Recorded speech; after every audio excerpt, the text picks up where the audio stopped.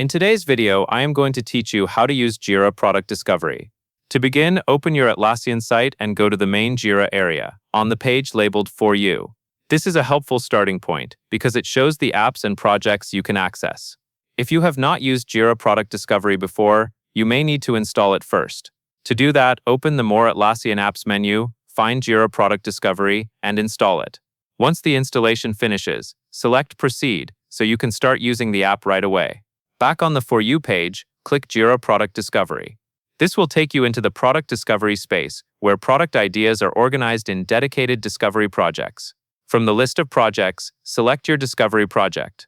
In this example, it is called My Discovery Project. After you open it, you will land in the Ideas area, where individual ideas and opportunities are listed and can be reviewed. Now you are going to work through the key items that are highlighted in the project. Click the first highlighted idea to open it. When you open an idea, take a moment to orient yourself to the layout.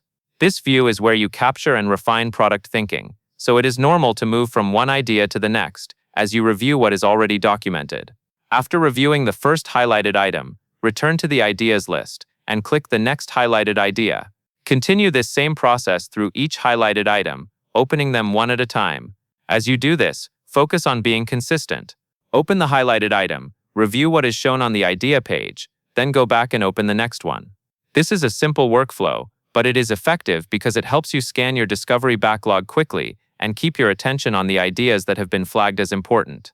Keep clicking each highlighted item in order until you have opened all of them, including the final highlighted entries.